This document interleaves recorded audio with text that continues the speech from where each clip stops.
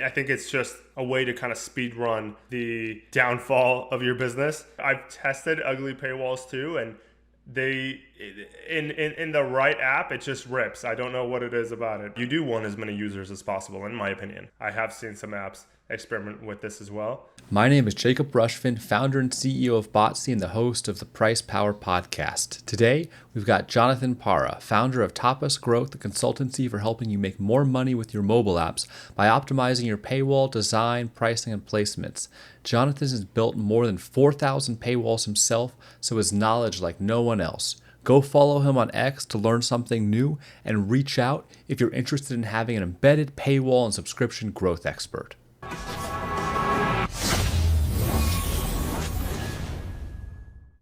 Hey, Jonathan, I'm super excited to have you on the podcast today. Thanks so much for having me. I know this has been in the works for a little bit, trying to get on and have a chat together, especially after you asked me to write your blog post or guest post on retention blog last year. So excited to keep the conversation going. Yeah, the newsletter post last year was awesome. I think one of my favorite posts and other people's favorite posts where you got really deep into, tactical paywall tips. I had multiple people message me and say, "Oh my God, I tried this. It worked great.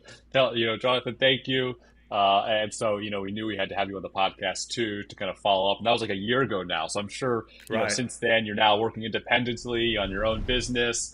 You've probably tested, hundreds of thousands of more paywalls since then and have tons of more things to share. And so, yeah, excited to learn more about and share with others how they can optimize their paywall. So, I think you shared that you've designed more than 4,700, nearly 5,000 paywalls, which probably is more than nearly anybody. I would love to let's take a trip back in time, take it back to the early ones. What do you think you were getting wrong early on redesigning paywalls that you only see now in hindsight? Yeah, so early on, I was one of the early employees at Superwall. So as employee number two, the way that we were handling paywall experimentations was just manipulating strings and changing the text content in these paywalls. And so we made like small changes to colors, we made changes to the copy, and like that's essentially how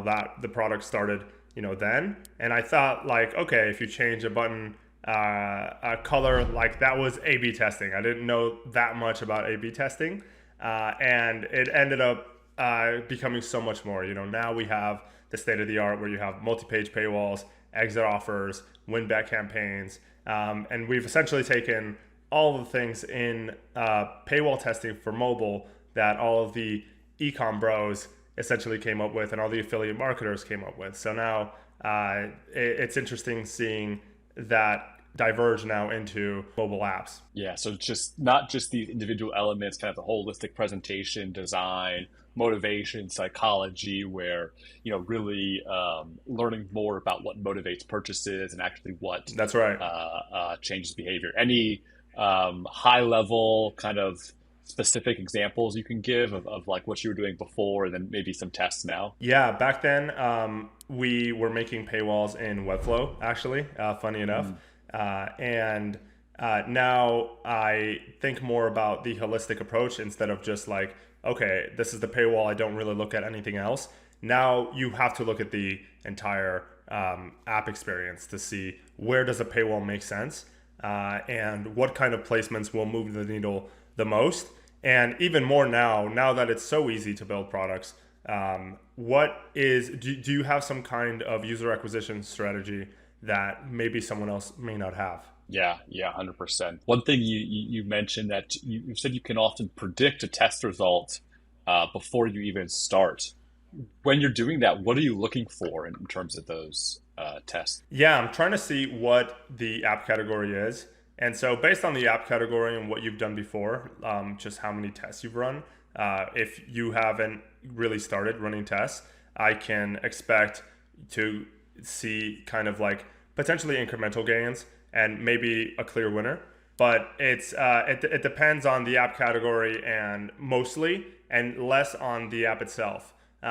That's not to say though, sometimes I do see a really well polished, well built app, and they're just kind of getting started, And I know when I run an experiment with them, because they put so much effort into the product itself, and they have such a clear, solid user acquisition strategy, the results are, going to be increased in like 5 to 10% even sometimes, in terms of like conversion rates. So there's apps that just have a ton of possibility out of the water, and I can tell just based on the polish of the product and how clear the ICP is, and are they targeting them as effectively. Got it. One metaphor I like to use for marketing is marketing is kind of the loudspeaker for the product. If you have a crap product, it doesn't matter how loud you shout about it, it's still bad. And so if you have a strong product, ultimately the possibilities for conversion increase are much, much higher. And so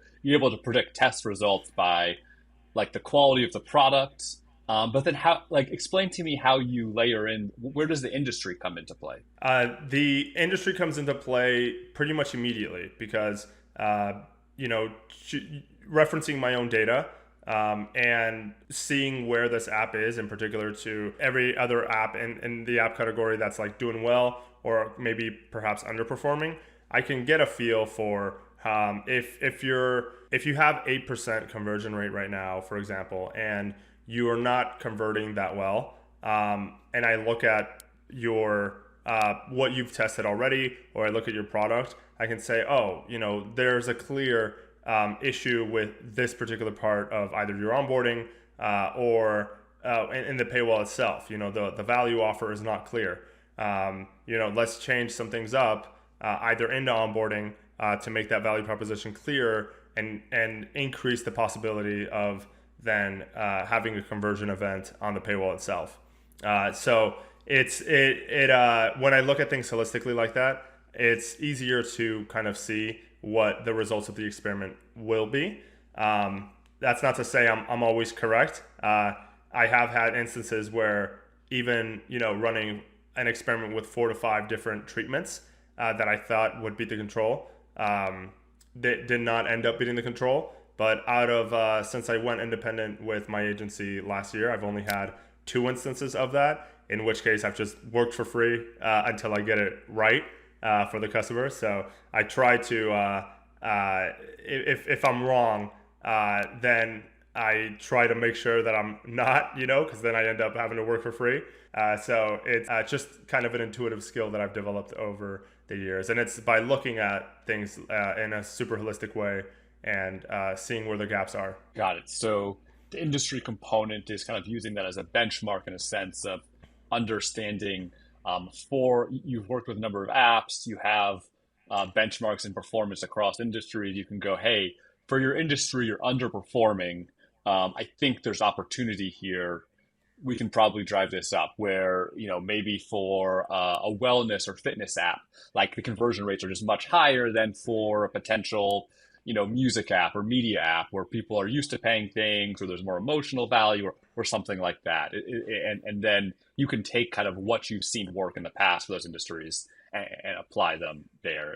Is that right? Exactly. Yeah. And even, you may have a freemium app, for example, and you're like, obviously I'm doing something wrong. My conversion rate's only at 1 to 2%. What can I do? And I'm like, well, you can remove the free plan and then your conversion rate will go up to, 8 to 12%. But then you'll lose all of your traffic. And they're like, no, I don't want to do all that. So I'm like, okay, there's not much you could do, with a freemium plan, just because you're going to have so many users kind of go in. So yeah, it's and then I may decide like, I'm not sure if I can give them enough value for their return on investment in me, and so I may choose to not work with a particular app just because I don't want them to pay money that I'm not sure I can make them back. This is a good topic of freemium versus hard paywall versus no trial. Do you have clearly a hard paywall will always drive higher conversion rates? How do you think about this in terms of the sacrifice of building kind of this free user ecosystem that can support growth? How do you weigh that trade-off? If you can support the free users and in the sense that it doesn't cost you money to support the free users, I think it's okay. So if you have an app and the entire app experience happens in the app, and you don't have to send network requests out to either an LLM or stream some kind of video. So if your inference costs are non-existent or pretty low, I would actually say, yeah, let's figure out a way to have a freemium offering, so that you can focus on growth and getting that large subscription base. Because once you have users using your app, you can monetize them later. So you do want as many users as possible, in my opinion. But there are some apps that anytime a user does something, it costs you money. And for indies, you can't necessarily support that long term, right? You're just going to be burning money, and you want to validate that this is something that is useful in the marketplace anyway. And so in that case, I would strongly suggest doing a hard paywall with 3 to 7 day trial, and seeing how the market behaves in accordance to that. Yeah, I think that makes sense. The world of AI apps is a completely different world, right? Where software used to be basically free in terms of, additional users. I also think I'm curious your take here. There's a trade-off between starting with a new product and validating that people will buy it at all, and kind of the simplicity of not having any freemium offering where you're able to kind of test the product and value proposition, start with this hard paywall where you're able to just drive traffic to it. Will people buy this at all? Because I agree with you. Ultimately, if you can build a product with a free user base, this is a much higher ceiling, but it's harder to get signal early on. Is this something that people are willing to pay for? You can work on the kind of conversion funnel optimization and convince enough percentage of people to pay if you have something valuable in the end. But is that how you see this too? To kind of like a hard paywall is super valuable for getting started, but like maybe you want to try to transition away from it long term? For some apps, yes. Again, if a free user just costs you too much and you're not really able to recuperate your costs from them, I don't necessarily think it's a great idea. But if you can create features for those free users that doesn't really cost you money, then I would say go for it. An example being, you could have a Kali type of clone where the inference costs happen the most on, taking the picture of the food and then calculating the macros for that. That costs you money, but maybe if you're logging, water intake every day, and that's also part of the app experience, maybe that part is free. So you're giving users free options, and then the part of the app that costs you money is what you feature gate, and then you can keep it like that as the app scales. Yeah, this makes sense. Cool. So I also, you were saying that you should be testing design before the actual price. And I think this is also kind of referring to kind of packaging of the products versus individually just changing the price up or down. Can you tell me more about kind of how you prioritize tests between design, price and packaging on paywalls? Yeah, so at Superwall, we had an opinionated testing system for how to start doing experimentation. And design is always kind of the easiest to start with, just because there's so many elements in a paywall that you can swap in and out. You have a comparison table, accolades, user reviews, videos, and are they paywalls that don't scroll? Do they scroll and are a little bit more long form? Are they multi-page? Do you include exit offers and transaction abandon elements in there as well? So there's just so much to test there to find a good baseline before touching other placements and trying to connect everything together. That because of the opportunity and just the amount of testing that you can do, and then even personalization. Show a man if earlier you selected your sex at birth is male, then showing a man to connect with more, or female if your sex at birth is female. And so there's so many things that you can do before price testing. That's why I like to do design tests first. When it comes to price packaging, depending on what the rest of the apps in the app category do, that is my second lever that I like to pull, because it's you see a lot more variance there as well.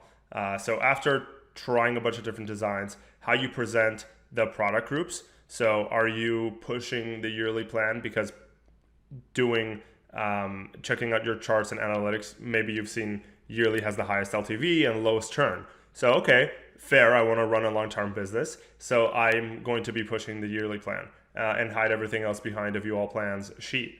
Or maybe you want to test yearly versus weekly, or yearly versus monthly, or all three at the same time. Or a design your trial portion where you have a paid intro offer with the yearly price, or a 7-day trial with the yearly price, right? So swapping things like that, you can start to see also what kind of a difference does this make. And pricing is after you've done all of those tests. If you want to test pricing and you have a bunch of other placements, the solutions for doing that is either creating user seeds and having users kind of fall into those buckets, and then managing those cohorts manually. Some of the no-code platforms let you create those cohorts and track them automatically, but it's a little bit more difficult to track. And so it's kind of the last thing I do. Once I find a design winner, then I'll start doing and price packaging winner. I'll start doing those price tests by slowly increasing pricing to see where the conversion starts to break.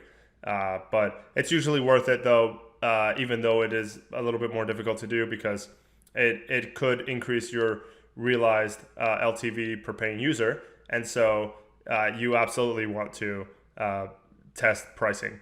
Another thing as well that's how you can approach price testing is through like demand scores. So if you capture the device attributes of a user and you show this user's on iPhone 17 Pro, they are on Wi-Fi and 5G, or Wi-Fi and don't have a low battery indicator, show them a higher price. Potentially they will convert. Or if a user's on a lower, like iPhone 13, on 3G and low battery, they're most likely not going to convert. And so, you could try showing them a lower price to then entice them to converting. So those types of advanced tests exist. And after you've squeezed out as much as you can, people do them. And even, age-based price testing, which I know is a slippery slope to do. But if you are over 30, you can show a higher price, and under 30, show a different price. I have seen some apps experiment with this as well. But I think some apps are getting in trouble for doing this recently. So I'm not sure if I'm a huge proponent of those kinds of tests anymore. Yeah. Generally, if you operate in other countries, I would not do price tests based on age. Generally, this is illegal.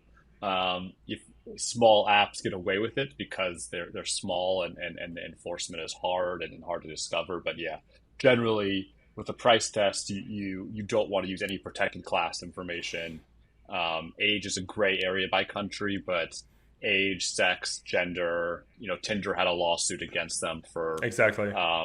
discriminating against gender. We actually, someone from Tinder told me they weren't doing this essentially, but it was kind of correlation and based on sampling, it looked like it was. But this is another story. But yeah, I think that and this is showing the right offer to the right user is a huge value prop of kind of Botsy in terms of building kind of custom models to determine what is the right offer, what is the right price. And so as you said, like optimizing price is hard, right?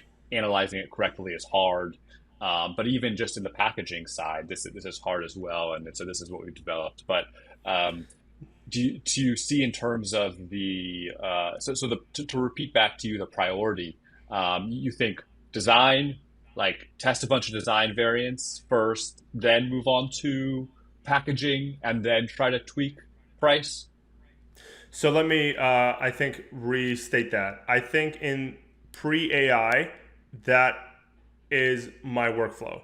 Post-AI, knowing that paywalls are a quantitative experience, So you will learn the most when you can quickly iterate on paywalls and experiment as much as you can, right? You definitely need a human in the loop because you can't trust the AIs to understand, psychology, price packaging, best practices, all of these things.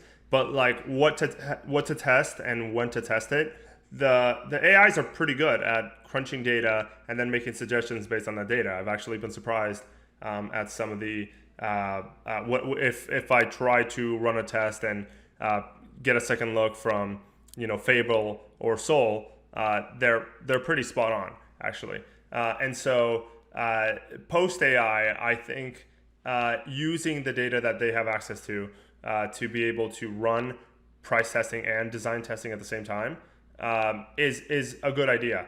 But I think it's trying to over or optimize for price first. I'm personally not sure if that's the best approach because if you increase pricing, conversion rate is going to decrease. So I say it's better to find a design winner first. That a design winner could be double your conversion rate, and then once you start increasing your pricing, you could get back to the conversion rate that you previously had, but you've now doubled ARPU. So that's why I think it's better to start with design tests. And also pricing, even with the LLMs, I think is still a little difficult. I haven't really found a great solution, but that's you've seen the same thing, and that's why you built Botsy. So yeah, it's I actually would love to chat about how you're setting that up and what that supports, because it's a huge pain in my behind, and I'm sure it is in a lot of people who test as well. Yeah, I think this is what I've seen as well. Like if you're on the design side, if you have a poor converting paywall, it's going to be hard to understand the impact of a price test. People don't understand your product. Doesn't matter what price you have. What is the ceiling? You have no idea because you're just not selling the product well. But once you kind of have this better converting paywall, better converting onboarding flow, then getting this offer right, there's huge upside for.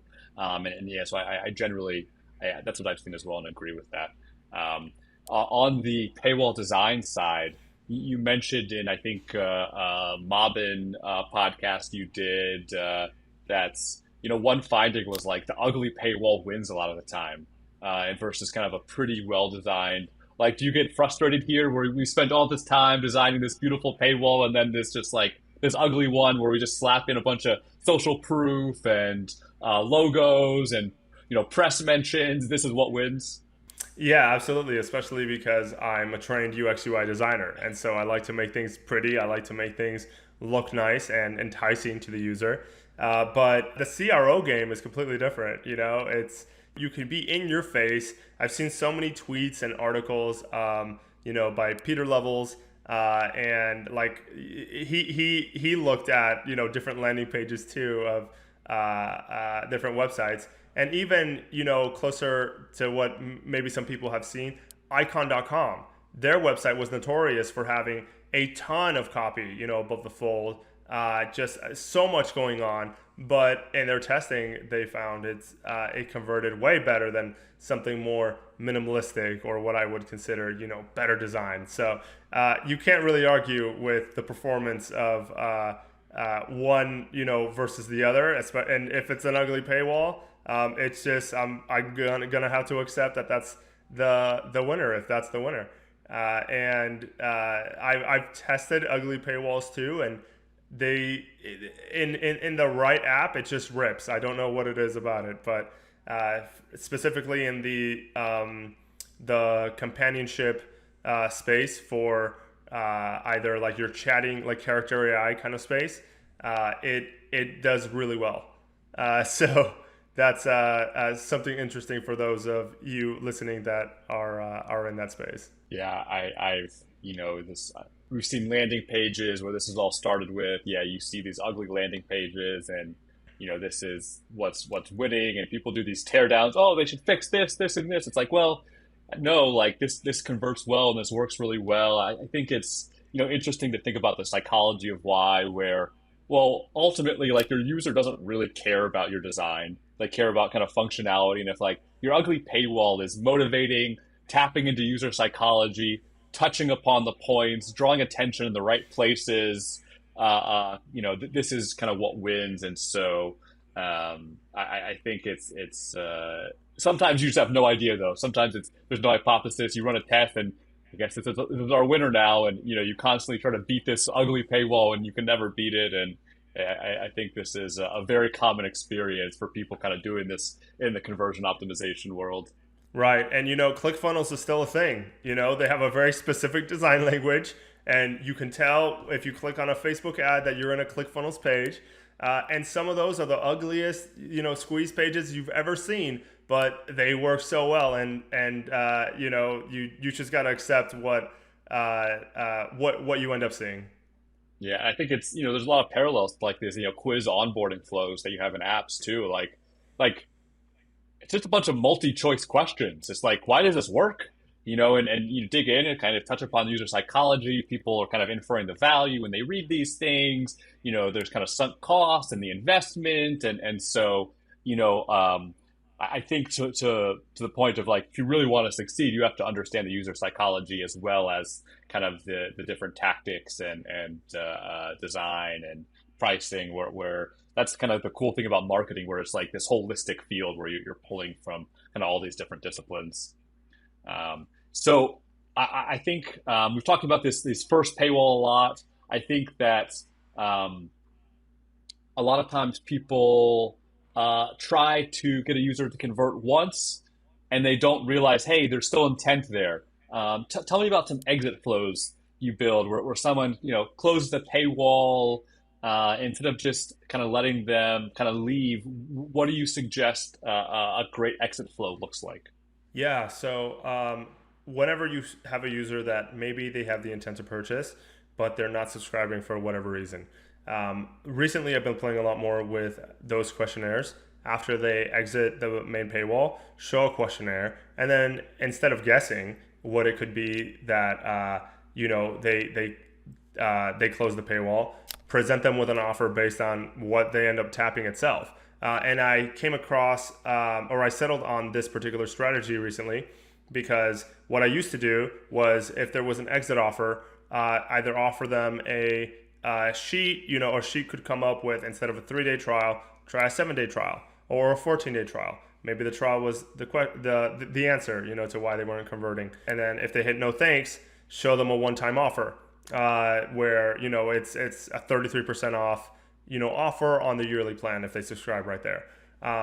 And what I realized is this was kind of cannibalizing revenue that I could have that I was missing out on.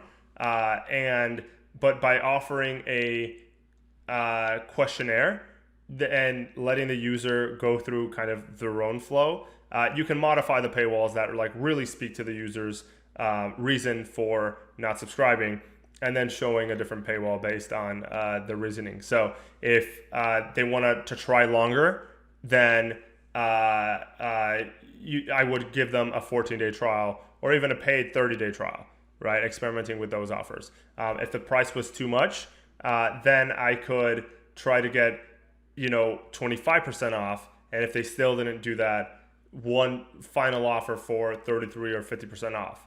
I try not to go super crazy in discounts, because you're still trying to run a profitable business, and if you're running ads, ideally your average revenue per user is above what it costs you to acquire that user, and after what you got to pay Apple.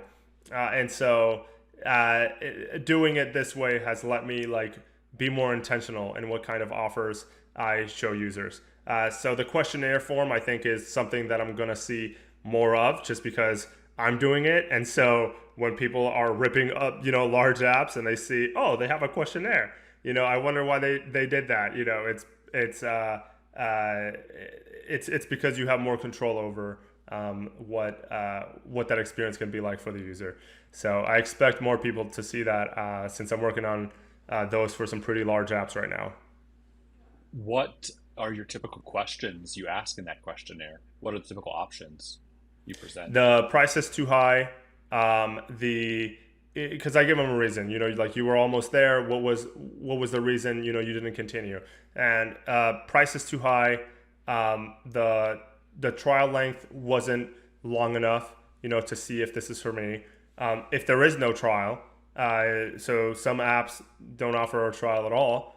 But I do want a paid intro offer, so maybe like for NGL, they have a paid intro offer that's $2 for the first week and then rebuild at $9.99. And so experimenting with different prices for that. And there's also I don't pay for apps, and for those users that say I don't pay for apps, maybe you do hit them with like a super steep discount, and because they were probably not going to pay anyway, as long as it's still reasonable for you to acquire that user and serve them, or something else. And ideally they could write about the reasons for not subscribing, but then you have NPS data that you can reference to say, okay, maybe this is a product problem, instead of a pricing or like clarity problem. Very cool. So, starting off with price, trial, I don't pay for apps, and then free response. Figure out how to actually not just show the offer sheet, but actually personalize the paywall based on that intent. And so you can customize things a little bit to kind of have I'll give you a better chance of success and kind of appealing to whatever they're telling you. And then the Exactly. free response, we can run this for a little bit, go analyze the data, figure out if there's any other typical reasons, and then we can add to our survey to then create kind of more options there. I think this, yeah, to be honest, I've seen this, and tried this, and that we couldn't get it to work, and I think that, but it's cool to hear it kind of working well for you. I think this is overall like a really smart approach. Like, why guess, right? Just ask them what the Right. issue is, and then try to account for that. Right.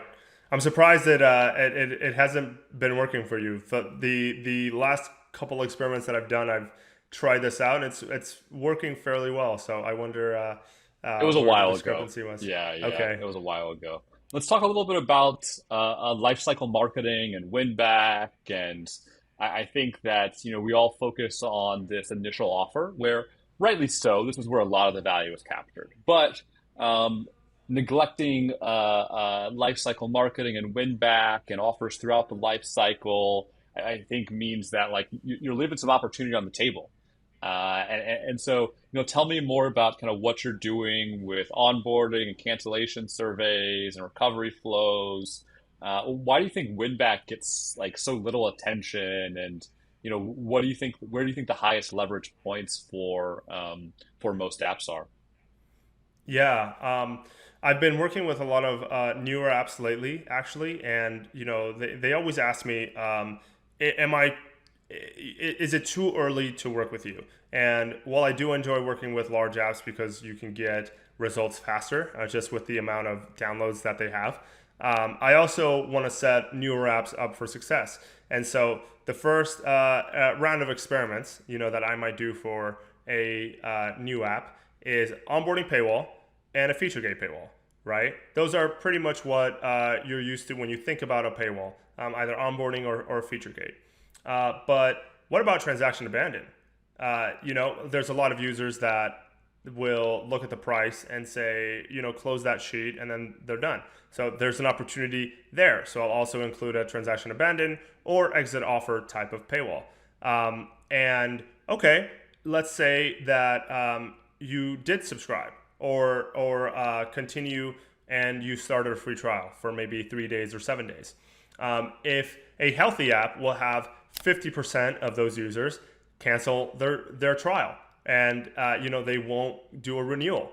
And so there's an opportunity there to capture some kind of conversion from those 50% of users that cancel the trial. And so you can target users that have they have an active entitlement, but they're and still in trial, but auto renewal off, right? So send them some kind of offer the next time that they start the app. And then finally, for users that have expired, welcome them back whenever they open the app again. Ideally, if you have some kind of onboarding where you capture emails, or they've enabled push notifications, there's an opportunity there also to kind of like send them some kind of offer and bring them back into the app to capture more of that revenue. So those are that's what I would say is my initial set of tests that I like to do, because it covers, I think, the most amount of ground for being able to start off with a successful app. So onboarding for sure, feature gate on whatever you're asking them. So onboarding is maybe if it's soft, right? If it's a soft paywall, meaning that they can still close the paywall and play around with the app after they've gone through onboarding. Feature gate paywall, usually a hard paywall there. Transaction abandon or exit offer, active trial, but no renewals, and then expired entitlement of some kind. So those are what I like to test with.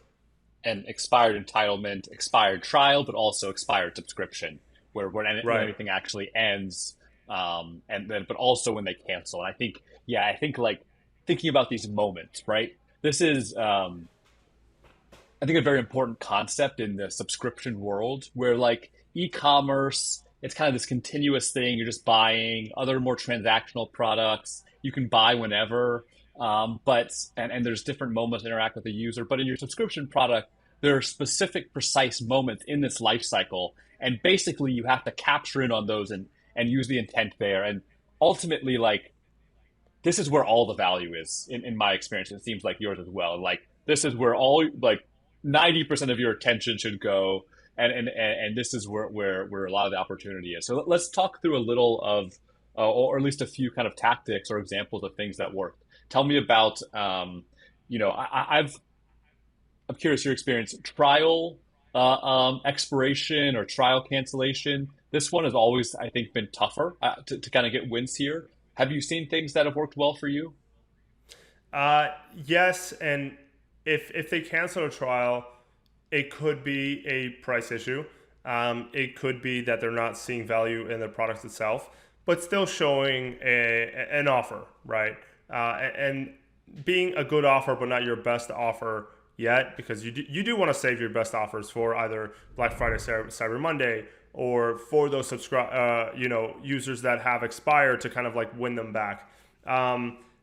I see that offering them to come back at like a lower price or a different price point. Sometimes users, they'll see a yearly plan and it's just way too much for them, but they'll be okay with like subscribing for a month or a week because maybe they just don't need the product for the full year. So typically, I'll actually see the average conversion rate on those kinds of campaigns at around 5 to 6%. So that's huge because you're capturing 5 to 6% of users that already canceled. So it adds 2.5 to 3% to your overall conversion rate at that point. Yeah, and that is huge. Yeah, and so that's why I want to touch upon that first, because like the other ones, when you actually look at the total percentage of their user base, it's a little smaller. So if you can get a win there, because ultimately, for most apps, there's many more people canceling their trial than converting on their trial. And so it's a huge base of users that have already shown like some pretty high intent by starting a trial. And so if you're neglecting those, it's usually a big opportunity lost. And so you think like still generally just like discounted plans, but maybe different subscription lengths, shorter lengths can win some users back there. Right. Even there are some apps that they'll have kind of like an ultra plan or like a max plan or a pro plan. And so if maybe you subscribe to the max plan and you're like, yeah, but this is maybe super expensive, so I'll just try it out, see if it's for me, cancel the trial. In the offer then for after you've canceled your trial to kind of like keep you as a subscriber, maybe you'll offer them the pro plan, right? So you're not getting as many features, but you're still coming in and staying with the product, right? So to try and keep you there.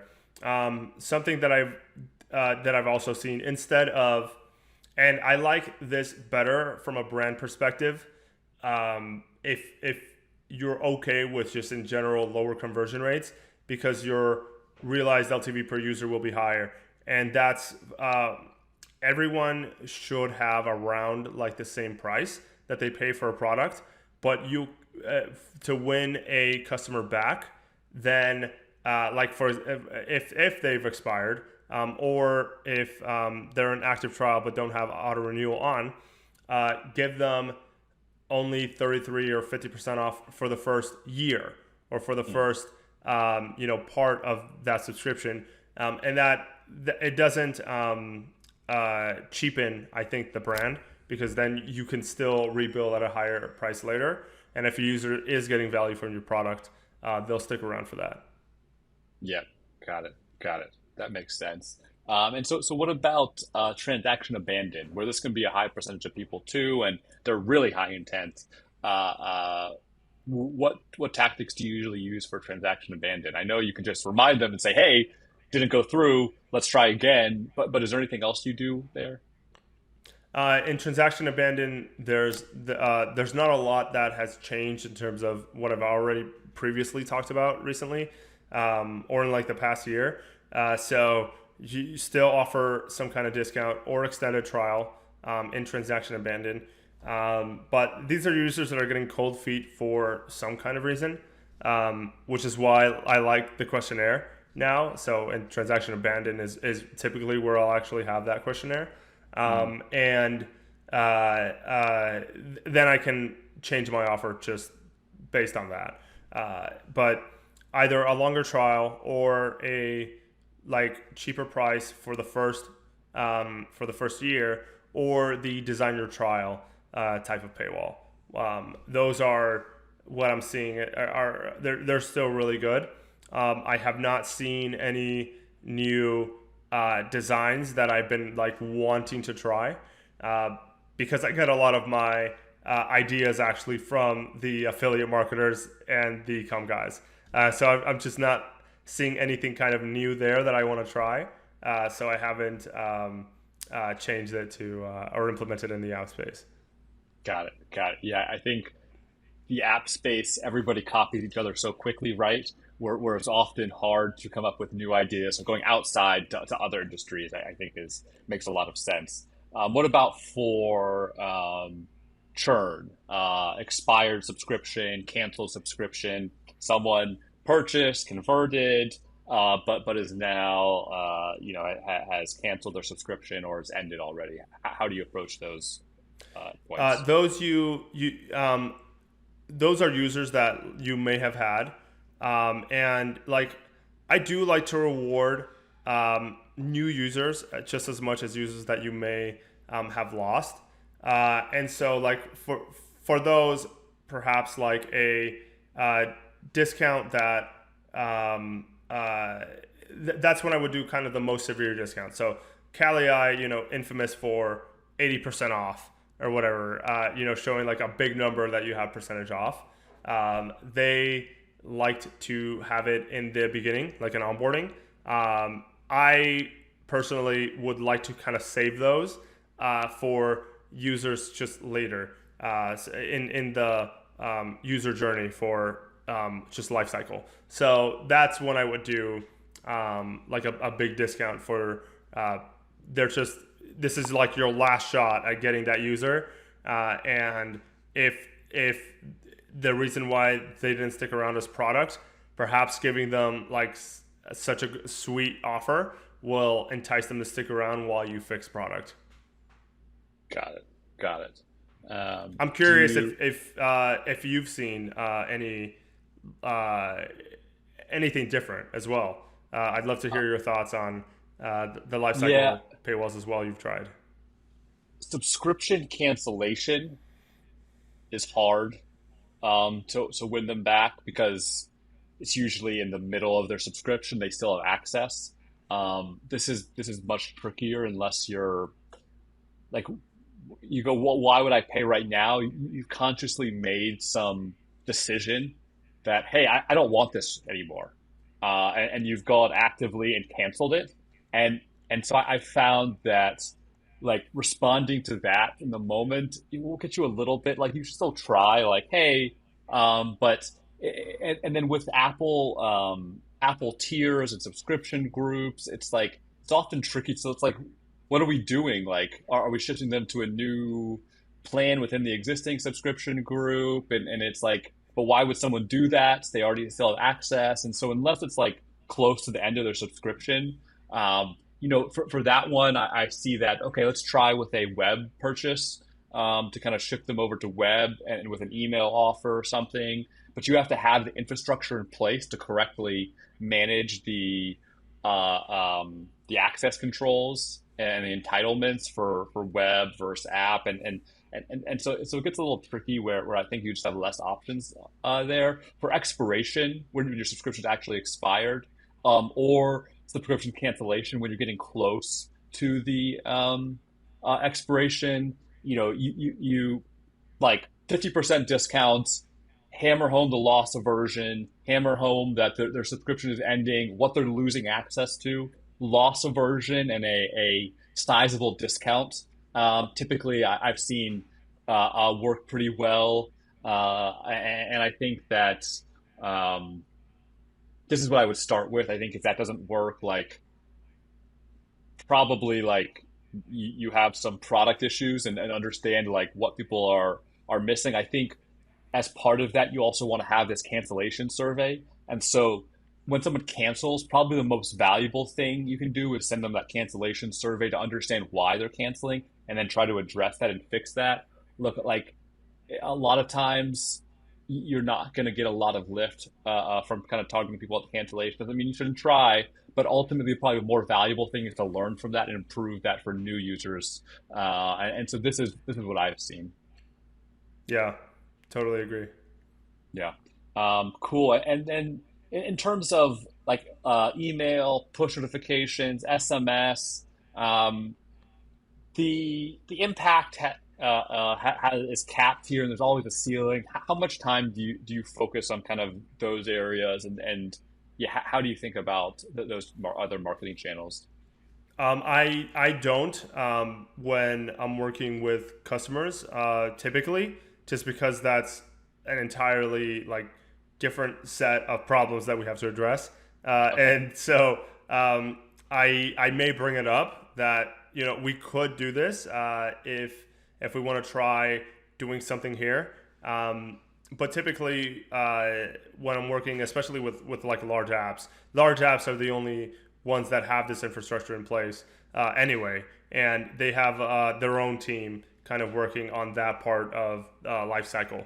So I personally don't ever really work in that part with these teams, but I do bring it up because I do think it's important. It's important to at least like have some activations in those other channels. And like you said, if someone has made a conscious decision to cancel, it's really hard to get them back without offering something. Perhaps the discount isn't enough.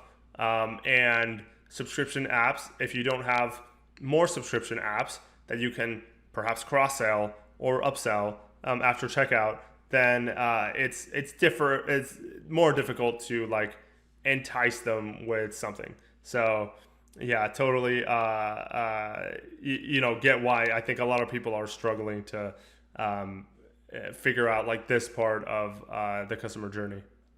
Yeah, and push notifications used to be super effective.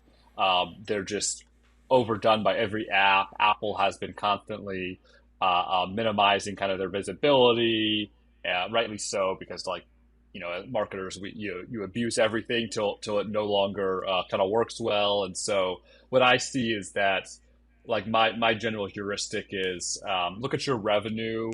If You could probably increase revenue from lifecycle marketing by 5, 10, maybe 15% over like continued focus over a year or two. Like if you keep pushing this, and so like think about, okay, if you're making $1 million a year, what investments make sense if you can improve revenue 10%, and kind of base your effort based on that. Mostly, in my experience, set up triggered campaigns at all those life cycle moments we just talked about.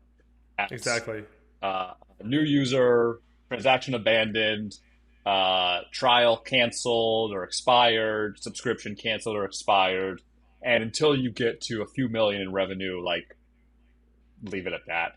Like unless you Yeah. have something inherently about your product where like notifications are part of the product and kind of build the product experience. So this is my quick advice and my quick take there.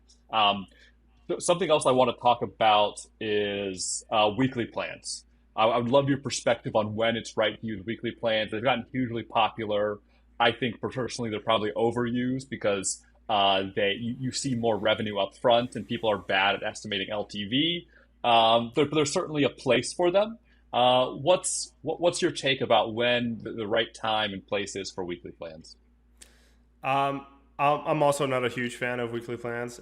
People look at the ARPU, of weekly plans, and they say, "Oh, this is great," but I think it's just a way to kind of speed run the downfall of your business, just because your churn is going to be so massive that it really just seems like a money grab, to me if you just offer weekly plans. So I'm not a huge fan. I am a fan of them with either paid intro offers, so you pay for like a week's access, and you're maybe paying like $1 or $2, or you have some kind of product that is either seasonal, or the user is not going to use a lot. So then you're like, okay, for I have multiple ICPs in my product. One of them is only going to use this for a week. So that's why I'm going to offer, the weekly plan to those users instead of monthly or yearly. And in the hopes that, okay, this weekly user paid for 2 weeks, and that is 1.5 times or 50% more the cost of like a monthly plan or something. And so you're making a little bit more money there. So that's where I'm seeing maybe the best use of having a weekly plan, but only weekly plans. I have seen this multiple times in the last year or two, where you're seeing an app, they make a ton of money because they have great user acquisition and they're going viral on TikTok, and they're having millions, tens of millions of views per month, and it's eventually they just hit a wall. So it's interesting to watch. Yeah. The cohorts don't stack over time. Um, okay, well, this was awesome. My last question. This is the Price Power podcast, so we ask everyone, what's the biggest single pricing or packaging win you've had or seen? Biggest win that I've personally seen are the multi-page paywalls. Once we started like implementing those, and that's the video with the we want you to try Cal AI for free, whatever. It really created kind of a resurgence in or it kicked off a ton of apps kind of doing the same thing, and I think they kept doing it because it just worked so much. But it was just so crazy seeing how well that paywall performed, and I still use it. So it's a paywall and price packaging design that I think works well. It's just one price, big buttons, big text with a video. It doesn't get any more clear than that, I think, for a user. Just press continue, and everything's going to be great in the world. Yep. I've seen those be big winners as well. Okay, this is awesome, Jonathan. I really appreciate you joining the podcast. So many great learnings to share, and so go follow Jonathan on X. He's got lots of great tactics and insights he shares on there. We'll have his link to the profile in the comments, and then you run Tapas Growth. And so if you're looking to have kind of an embedded subscription and paywall growth expert in your team, go reach out to him. Anything else you want to promote, Jonathan? No, just please, guys, if you have any paywalls that you see that are super cool, send them over my way, because I'm always, looking to see kind of what's new and working that I can try. Since, you may have a question like, oh, could this work, but may not have the traffic to like test it yourself. I definitely have the traffic, to test your ideas if you see something interesting. So send over anything interesting that you guys see out in the wild. Amazing, amazing. Yeah, send it my way too. I want to see it also. Um, cool. Well, this was so great, Jonathan. I really appreciate you joining the podcast. Likewise. Thanks so much for having me, Jacob. All right, thanks. Bye. Thanks for listening. Hope you enjoyed. Please go to pricepowerpodcast.com to see all the episodes. Go to Spotify and YouTube and give us a subscribe and follow so you don't miss any episodes. All right, talk to you next time.